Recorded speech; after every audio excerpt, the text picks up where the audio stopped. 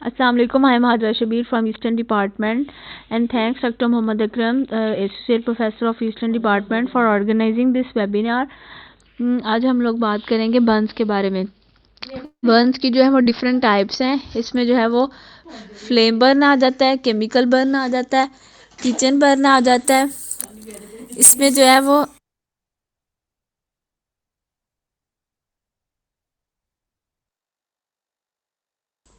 Chemical burn आ जाता है, इसमें किचन बर्न आ जाता है, रेडिएशन बर्न आ जाता है। उसके बाद जो है वो अगर हम लोग स्किन की एनाटॉमी की बात करें तो इसमें जो है वो एपिडर्मिस एक लेयर आ जाती है जिसको आउटर लेयर कहा जाता है और डर्मिस जिसको इनर लेयर कहा जाता है। उसके बाद जैसा कि हमें बताया कि डिफरेंट मतलब कुछ इंपॉर्टेंट फंक्शंस है हमारे स्किन के, जैसा कि इसने हमें प्रोटेक्ट करना होता है इन्फेक्शन से, इसने हमारी बॉडी के टेम्परेचर को मेनटेन करना होता है, फ्लूइड इलेक्ट्रोलाइट्स को जो है वो बैलेंस करना होता है। उसके अलावा कैल्शियम वाइटामिन डी फैक्टर्स को जो है वो रेगुलेट करना होता है। लेकिन जब स्किन बर्न होती है तो ये जितने भी फंक्शंस हैं ये अब नॉर्मल हो जाते हैं। जैसे कि अगर ये प्रोटेक्ट करता है अगेंस्ट इन्फेक्शन, तो फिर क्या होगा कि जब ये अब नॉर्मल हो जाएगा तो फिर इन्फेक्शन का रिस्क जो है वो बढ़ जाएगा। उसके अलावा फ्लूइड इलेक्ट्रोलाइट्स का जो है वो इम्बैलेंस हो जाएगा, उनकी डेफिशिएंसी हो जाएगी, टेम्परेचर जो है वो मेंटेन नहीं होगा और जो है वो कैल्शियम और विटामिन डी मेटाबॉलिज्म का जो है वो लॉस हो जाएगा। उसके बाद ये है कि जब जो है वो मसल बर्न होते हैं तो मायोग्लोबिन जो है वो सीक्रेट होता है हमारे मसल से, और तब जो है वो रीनल शटडाउन इनके चांसेस जो हैं वो बढ़ जाते हैं। क्लासिफिकेशन की बात करें तो सुपरफिशियल बर्न आ जाते हैं, डीप बर्न आ जाते हैं। ठीक है, अगर अगर तो सिर्फ डर्मिस ले एपिडर्मिस इन्वॉल्व हो, ठीक है, सुपरफिशियल में जो है वो सिर्फ एपिडर्मिस इन्वॉल्व होती है, और डीप बर्न में जो है वो डर्मल और एपिडर्मल दोनों लेयर्स आ जाती हैं। इसमें मसल्स भी आ जाते हैं, नर्व्स भी आ जाते हैं और वेसल्स भी आ जाते हैं। सुपरफिशियल लेयर में यह है कि बर्न में यह है कि जब पेशेंट आता है तो वो वीपिंग वाउंड के साथ या ब्लिस्टर्स के साथ आ रहा होता है। ये बहुत पेनफुल होता है क्योंकि सुपरफिशियल बर्न के दौरान जो है वो नर्व एंडिंग्स जो हैं वो बाहर निकल आती हैं और पेन है वो बहुत ज़्यादा होती है। और डीप बर्न में ये है कि पेनलेस होते हैं ये, लेकिन ये इस बर्न के दौरान क्या है कि नर्व एंडिंग्स जो है वो मसल्स डिस्ट्रॉय हो जाते हैं और इसको फिर मैनेज करना जो है वो डिफ़िकल्ट होता है। इसके लिए जो है वो रूल ऑफ 9 किया जाता है। रूटीन में पेशेंट आए तो ऑप्टिमाइजेशन की जाती है, रिसक्सिफिकेशन की जाती है, उसके बाद रूल ऑफ 9 जो है वो अप्लाई किया जाता है।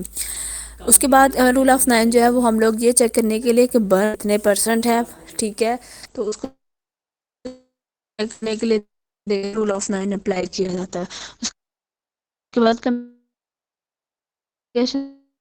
ऑफ बर्न में जो है वो boiling water, hot cooking oil आ जाता है, जैसे कि उसका हाइस्ट टेम्परेचर 360 है। ठीक है, अगर हम लोग फ्लेम बर्न की बात करें तो ये बहुत डेंजरस होते हैं, क्योंकि जब वुड बर्न होती है तो इसमें से जो है वो कार्बन पार्टिकल्स और कार्बन मोनोऑक्साइड गैस निकलती है, और जब कार्बन पार्टिकल्स हमारे रेस्पिरेटरी ट्रैक में जाते हैं वहाँ जाके लारेंक्स मोनोऑक्साइड की जो टेंडेंसी है वो 300 टाइम्स मोर है हीमोग्लोबिन के साथ बाइंड होने की एज कम्पेयर टू ऑक्सीजन।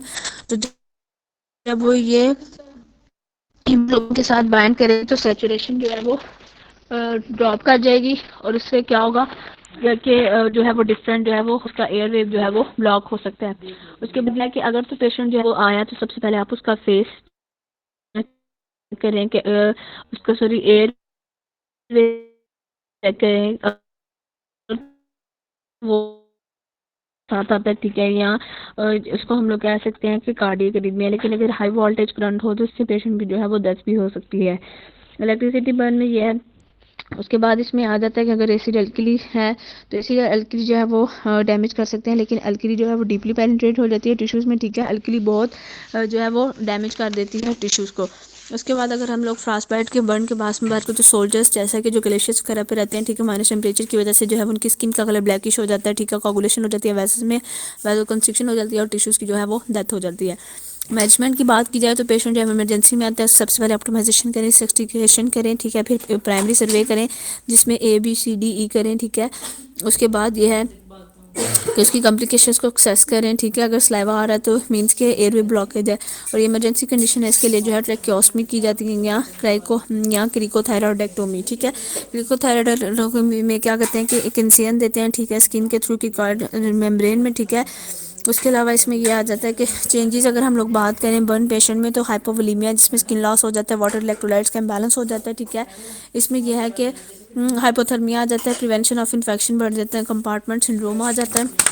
उसके बाद इसमें ये है कि इसमें जो है वो डिफरेंट जो है वो फर्स्ट जो है वो इसमें आ जाता है कि फ्लूइड्स वगैरह दिए जाते हैं, कोलाइड्स क्रिस्टलाइड्स आ जाते हैं, ठीक है। विद इन 24 आवर्स जो है वो क्रिस्टलाइड्स दिए जाते हैं, ठीक है। रेन लैक्टेट नॉर्मल सलाइन आ जाता है, ऑलवेज गिव डेट। उसके बाद ये है कि फ्रूट दें जो कि इंटेस्टाइन इंटेस्टाइनल कंपार्टमेंट में, ठीक है, इंटरवेस्टल कंपार्टमेंट से, ठीक है। उसके बाद इसमें जो है वो उसको प्लाज्मा ब्लड नहीं देना चाहिए। उसके अलावा इसमें ये आता है क्योंकि इसमें हाई मॉलिक्यूलर वेट प्रोटीन होता है, ठीक है। तो इसके बाद इसमें ये है कि अगर फ्लूइड जो है वो मॉनिटर करना चाहिए कि उसका मोस्ट सेंसिटिव इंडिकेटर जो हाइपोवोलेमिया क्या है, वो है वाइटल्स हैं, बीपी है, पल्स है, टेम्परेचर है। अगर इसमें से देखा जाए तो सबसे ज़्यादा जो है वो मोस्ट सेंसिटिव इंडिकेटर हाइपोवोलेमिया का जो है वो है यूरिन आउटपुट। उसके बाद पेशेंट जो है वो हाइड्रेटेड होना चाहिए। इसका कार्डिक पेशेंट, अगर हम लोग देखें कि कार्डिक पेशेंट में इसका इंडिकेटर क्या है, तो वो है सीवीपी लाइन प्रेशर, ठीक है। किसी केस में अगर मरीज़ का पूरा जिस्म जल गया और कुछ नीडल डालने को जगह भी ना हो तो सीपी लाइन के ज़रिए जो है वो फिर डालते हैं, जिसको हम लोग कहते हैं सेंट्रल वेनस प्रेशर। उसके बाद हाइपोवोलेमिया में जो है वो बर्न, उसमें केमिकल मीडिएटर्स रिलीज होते हैं, ठीक है। रिजल्ट क्या होता है कि कुछ होल्स वगैरह बन जाते हैं, होल्स साइज में इंक्रीज हो जाते हैं, जिसके रिजल्ट में जो है वो इंट्रावेस्कुलर कंपार्टमेंट से जो है वो फ्लूइड निकल आता है। और उसके बाद यह है कि उसके बाद जो है वो पेशेंट्स के जो है वो हैंड्स वगैरह जो है वो स्वेल हो जाते हैं। Okay sir, thank you.